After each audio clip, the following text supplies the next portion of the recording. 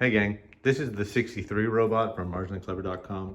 You can see it has 1, 2, 3, 4, 5, 6 repeating components. They're all identical. Today I got asked, well, if this is Sixi, where's Sixi and Sixi? So now I'd like to take a moment to enter the library of broken robots and tell you the story. This is all that remains of my very first robot arm, which was made from laser cut parts at the local hackspace. And I used their 3D printer to make some gears. This is supposed to be two belts would come from either side on these pulleys, and then the differential drive would turn the wrist, as well as tilt the wrist. And I had limit switches, so when this thing moved far enough, it would bump them and it wouldn't hurt itself. I didn't have any sensors on that robot arm at all. So this is just the hand that is left over from an arm that looked a lot like my second arm, which was this guy. It is piston driven, electric pistons. On the back of the piece is a magnet, and over that is supposed to be a cover, which you see down here. And inside the cover is there's a sensor in here that senses the rotation of the magnet and gives me absolute position control. So from the moment the robot turns on, I know where it is, and that gets fed back through the circuit to the Arduino that's under here, to the Arduino that's in there, and that is a board from a 3D printer, a RepRap board that drives 4 motors, and then I managed to add onto that enough to drive the 2 pistons. It's been sitting on a shelf for nearly a decade and it hasn't moved position, so clearly the pistons are good in that way. A closer look at the differential maybe, and it's an interesting choice that the motors are way out here. This is a lot of weight, but I didn't care because the pistons are incredibly strong. That is all that remains of version 1. And then I moved on to version 2. These were my next 2 robots. This one was machined from aluminum and had off-the-shelf gearboxes. This one was made by university students and has repeating sections. There's a screw in here, and the screw turns this gear very slowly, so the ratio is great, but there was too much play. They're just a little bit loose, see? And that was unacceptable. So for the price that I paid, it was a non-starter, and I never got beyond this stage. That was, I guess, number 3. Students from the University of British Columbia designed me an arm, and I said I want one piece that repeats 3 times. And so each of these is supposed to have 2 directions that they can move. You can see a rotation under here, rotation 1, and rotation 2. And it all runs off a beagle bone. This, in theory, would work, but I guess there was communication problems because this only turns about 15 degrees, and you want the full range of motion. Same thing's true for this rotation, it was only about 15 degrees. It also doesn't have rotation sensors, so it doesn't know where it is at any moment, which makes it very hard to home. But this was my first experiment at repeatable sections for less parts. Next, this is Sixi. I finally got my own 3D printer at home, and I used Fusion 360 or possibly SolidWorks to design this arm. Some things you can appreciate about this. It has a camera connector on here so I could very quickly add a camera on there. It has limit switches, and these limit switches are sensitive to metal. It's the same kind of probe that you find on a Prusa 3D printer. And back over here, you can see an extra screw that's on the side of the plastic. So this has to turn until it passes under the magnet, and then that's the limit switch. So it's also a no contact limit switch. The problem with this design was that if I turned this switch in the wrong direction for the homing sequence, so let's say this thing would normally turn clockwise to go home, and I turned it clockwise past the switch, and then I turned the machine off, and I turned the machine back on again, it doesn't know where it is. So it tries to turn a full extra turn, and it chokes itself on its own cabling. Super fun, right?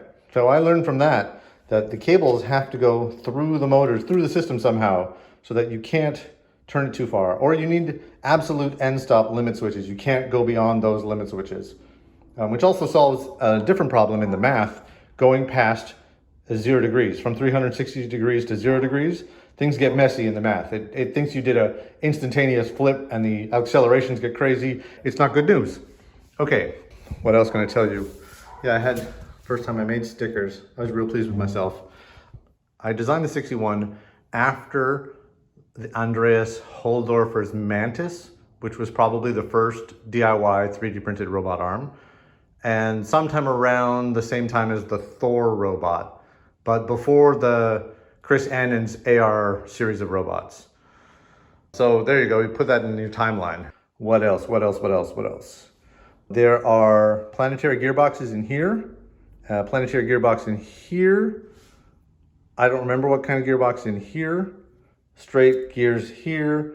And it was supposed to carry 1 kilogram, if I remember correctly. There is a very big gearbox under here. That much I remember. Also, we discovered that if you ship it nailed, that this base piece would break off in shipping because they were rough. Even though it was a big box with lots of padding on the bottom, this broke right off when I took it to the San Mateo Maker Fair. And I stayed with a great friend who happened to have red filament, and we printed another one out overnight. So that was a thrilling adventure in getting it done. And when I brought it home, on the way home, the same piece broke. Hooray. Check out this wiring porn. Check out this, like the amount of work to label this. Half of these are motors and half of these are sensors for the limit switches. Yeah, much better if possible. This encouraged me to switch to some kind of a bus system so they can be daisy chained, and then there's just only one wire out this end. Like a power wire and your communication wire, and that's it. And they would be different type of connectors so that you can't connect them backwards or incorrectly. These are all identical. There's 3-wire and there's 4-wire. But which 4-wire goes where and which way? Ha ha ha. Yeah, okay. Now let's check out the inside of the case. So we have a Roomba board down here that drives 6 motors. And over here, I have these breakout boards that I made called Ceramsalot that just let me take the signal and send them out to larger drivers that are then hidden down here and over here and so on. So I had a larger driver in this bay, and I think I had another one in this corner, or yeah.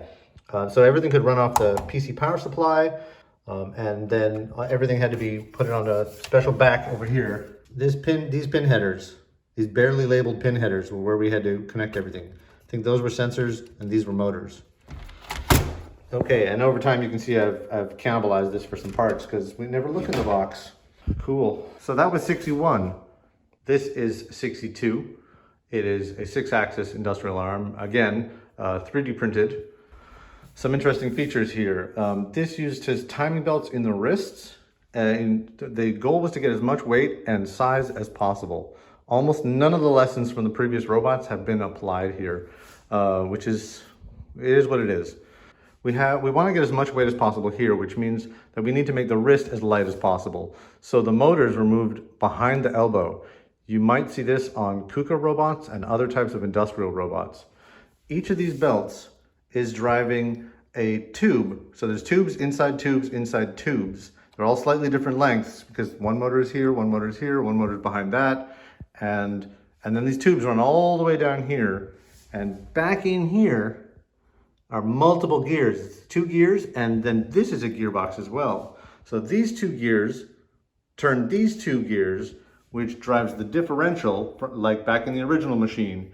And then the rod that goes through here drives this gearbox, which finally turns the output. So this part turns super fast and gets slowed down here to get more power out here. There's a rotation sensor on the back here that is watching the position of the metal shaft that goes through this plastic block. That's how this angle is recorded. There's a sensor in here, in this plastic block, right in there. That black part is holding the magnet, and the magnet sensor is reading the tube that comes from the output of this. So there's actually, the gear is turning on the outside, there's a hole through the middle, and then a tube that comes back through that hole to put the magnet where it needs to be. The same idea is repeated over here. This sensor is reading the rod that's in the center of all the tubes, and it comes from all the way over here because there was nowhere else to put it. Okay, so there's again here, there's a magnet. There's a magnet under there and a sensor reader, and then a gearbox inside here. This is a double cycloidal gearbox. You'll see a whole bunch of other people on YouTube building cycloidal gearboxes. I love it. Good for them. I'm beyond cycloidals now. They have too much play, and since they won't do for me, I just leave it, move on. This is completely hollow. This aluminum tube had to be machined. I bought a CNC machine for that, and it turns out that it terrifies me. But more on that later, maybe. If someone wants, ask me about it. I'll tell you the whole story. This is a very big motor, and then there's another double cycloidal under here. And finally, this one is really interesting. I wish I could open this up. There's a tube that comes from this piece, goes all the way down through the center. And this motor has a timing belt that runs all the way around here and another cycloidal under here. And all the wires from up here, you see from here, all the wires go down this tube, come out here, go in here, go through the center, and come out the other side, right at the back here. So for reasons that I don't really remember, I think we didn't have enough room in here. So these wires had to be external. The only wire that actually needs to be on the outside here is these two, because these are for the tool on the end, and this would not have been part of the arm, right? If you're holding an electric drill with a cord on it, the cord is not inside your arm. This is a 2-jaw chuck, like a 3-jaw chuck. So when the spiral in the back turns, it drives these teeth in and out. And these rubber bits were one of my first experiments in mold making, silicone mold making. And if you followed me on Instagram, you would have seen the progress reports. Again, ask me about it sometime and maybe I can show you all the bits and pieces that are left. They're somewhere in this library. And then down here I have a web camera. One possible application is to put a shape here, move the arm with the camera around the shape, and then photogrammetry all the parts together to get what you want. One of my personal favorites is this part right here. I was very pleased with that. That's a very difficult print. Every other part was designed for printing. These are 45-degree chamfers. A fillet, when this is turned, so it's printing from this side going that way, right? A fillet will create a little bit of support material, and every part in here has this kind of blocky look to it because it was designed to have as little support material as possible. Okay, so I've told you about tool, the hand, the wrist, the elbow, the shoulder, the base, and then we follow these cables around here. See, now one lesson that was learned is we use different types of connectors so we wouldn't screw them up. Still, these are not well labeled, but the idea, hope is that the plastic is labeled and the plastic over here is labeled, so you're probably gonna figure it out if you're not illiterate. All right, here's the brain for the control box for the Sixi robot. Here we got a 24-volt power supply. Here we have 6 different drivers, 3 for the small motors at the top, 3 for the big motors at the bottom. This is a custom board designed by Jinhan. These are 2 voltage dividers that are used to turn the big power that comes in from the power supply into usable power for the logic, that you won't kill the chip underneath. There's an Arduino Mega under here, and the whole thing was running a G-code compatible thing. It was a version of Michelangelo software. Michelangelo software was written for a completely different robot, but it already did nearly everything, so I kind of abused it to save time. What else? This case was off the shelf.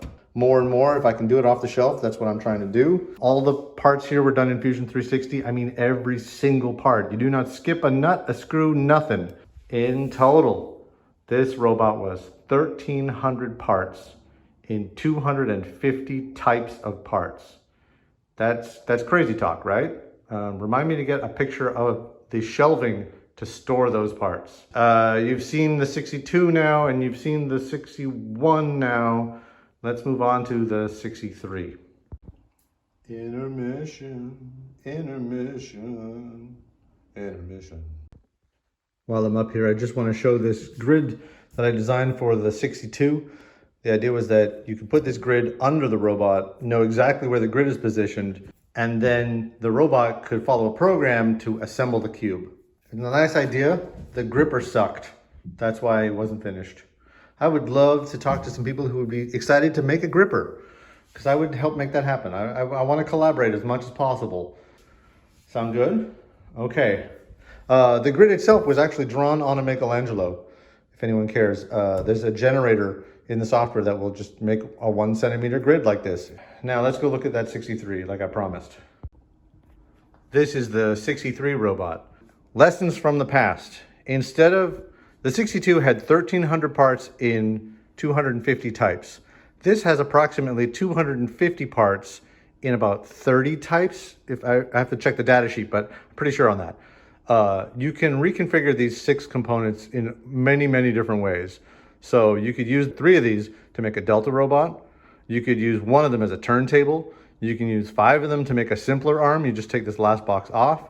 And there's a stepper motor, a timing belt, a gearbox in here, a harmonic gearbox. So this has no wiggle. The wiggle you see here, that's the plastic bending. Like this plastic here, that's bending. This There's no wiggle. This is rock steady in the gearboxes. This is the brain box, and as you can see, it's much simpler because the motors are so small. I don't need to have external drivers. I have only the number of wires that are used for the gearboxes, and I can run all of this off Marlin firmware, so I don't even have to write the code.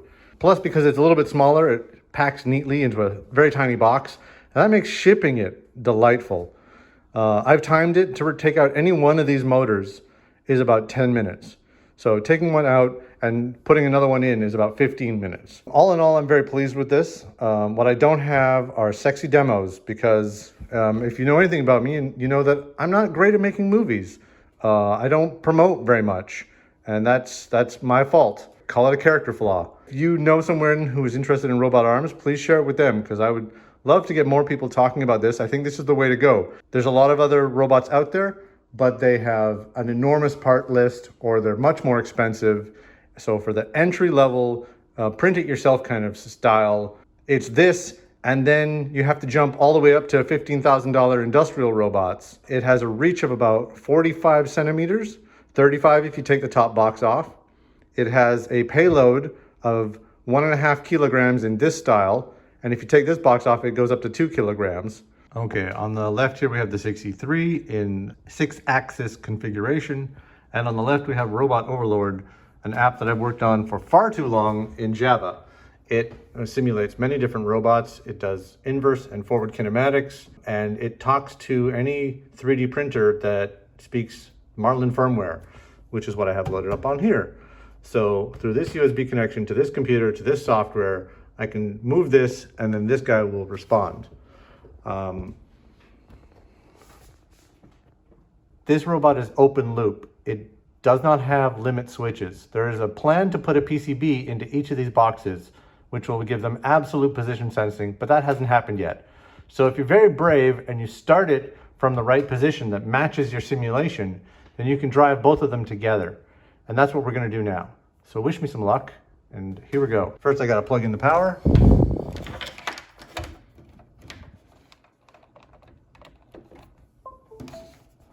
That's a good sign. Next, I picked the robot of choice, this guy. Okay. Over here on the left, you can see I've got all the things in the world, and I can open this control panel, which gives me this. So I'll connect over here, and I happen to know that this is the robot. Blue is what the robot says, black is what I'm saying to the robot. So I could send G-code directly from down here, but I don't want to. I'm a little bit more sophisticated than that.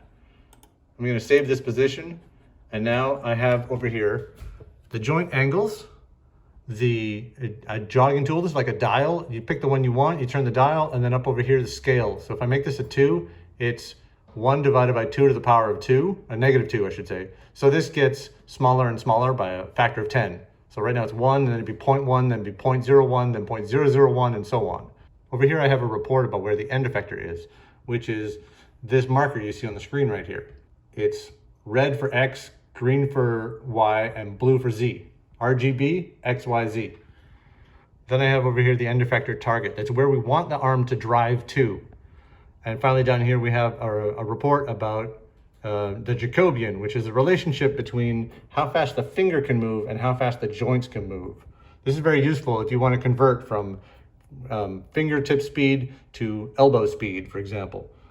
Lastly, over here I have the Cartesian driving panel, which lets me move the fingertip along the world in straight lines. So let's try some moves here, and we'll get both in the screenshot at the same time. I'm going to do a move on X. Okay, then a little on Y, then a bit on Z. So I should say the joints are labeled X, Y, Z, U, V, W, because that's how they are in Marlin.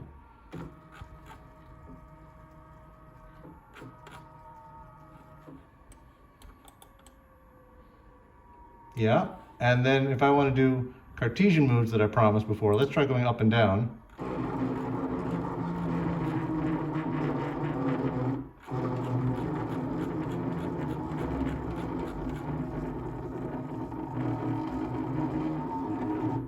So my maximum speed on This guy is 5 degrees per second.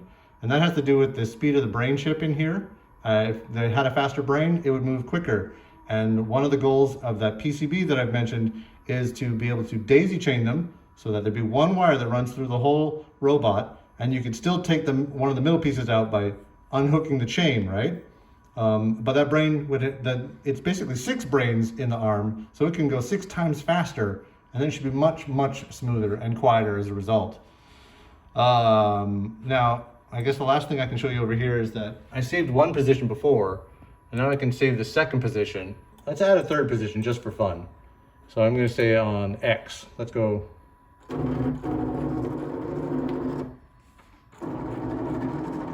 So I moved a bunch on X, and now I go back to the program interface and I'll add a third point. But now I can step between these points, and I can go back to home position by stepping to that pose, and so on. So it's not too hard to see how this could be improved to add loops or move over a grid. And then once you have move over a grid, you can take all your parts out of one grid and put them in a CNC machine. And then when they're done, you take them out and you put them in another grid. And there you go, you've got machine tending. I'd love some help with that. I've only got so many hours in the day, and I'm giving all that I can. So yeah, let's work together. Please, please, please. Let's make it happen. Let's go back to where we were. Step.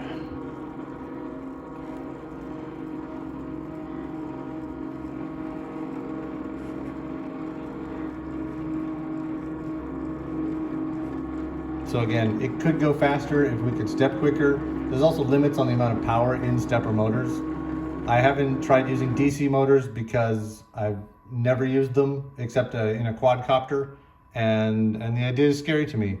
Again, if that's your jam, let's talk. I would love to work together. Okay, so I hope this has been informative and entertaining, and please share it with your friends if that was your thing. Come find us on Discord, there'll be a link below, and comment if you'd like to know more about any of the robots that you saw or in the background, or if you just want to say something nice. Yes, and that's it from me. I've been Dan at martintheclever.com here in beautiful Vancouver, Canada, and I will see you next time.